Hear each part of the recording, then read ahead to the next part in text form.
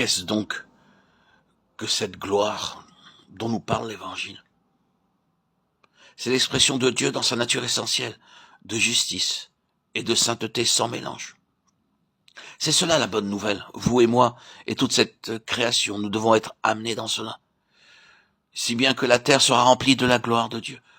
Ce n'est pas juste un rayonnement, une gloire phosphorescente, mais la gloire d'une nature dans laquelle rien n'est contestable, sans mal ni péché, pas de ténèbres. C'est l'espérance de cet évangile. C'est cela l'évangile de votre salut. C'est à cette espérance que se référait l'apôtre quand il a vu tout cela au cours de sa croissance spirituelle. Il parle de cela à la fin depuis sa prison. Christ en vous, l'espérance de la gloire, Colossiens 1, 27. Nous sommes introduits dans une telle immensité que nous ne savons réellement pas quoi faire avec tout cela.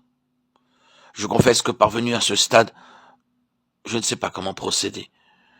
Mais en commençant avec la Genèse et en parcourant toute la Bible, passage après passage, nous trouverons que tout tourne autour de cette question.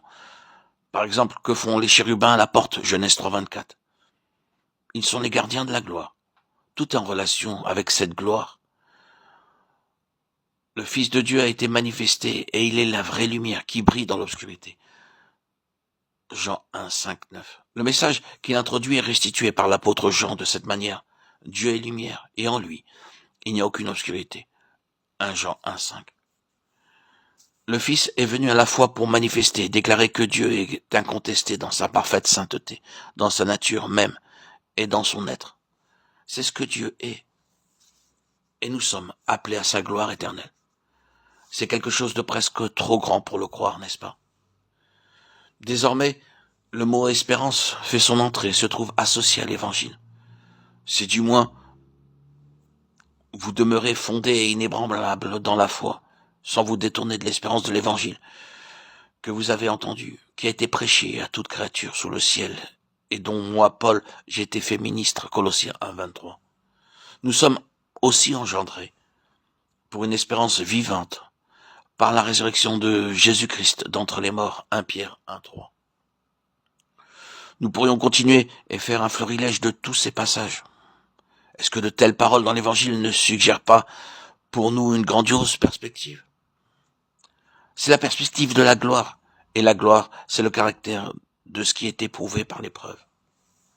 Maintenant donc, que l'épreuve de votre foi, plus précieuse que l'or périssable, qui cependant est éprouvé par le feu, ait pour résultat la louange, la gloire et l'honneur, lorsque Jésus-Christ apparaîtra.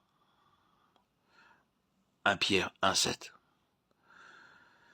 Oui, vous allez passer par un test, par un processus ardent et éprouvant.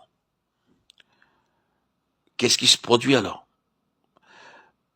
Les scories viennent à la surface et sont enlevées, et la pureté, la réalité, l'authenticité de votre foi sont mises en évidence par l'épreuve.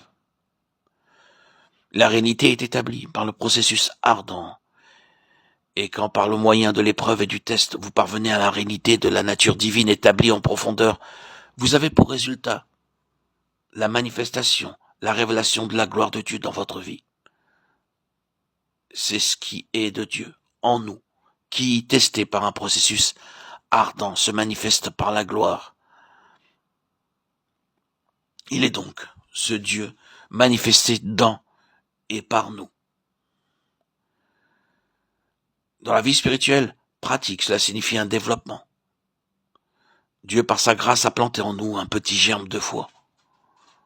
Combien petit et faible il paraît, cependant par la discipline divine, nous sommes éprouvés, testés, de même que cette foi.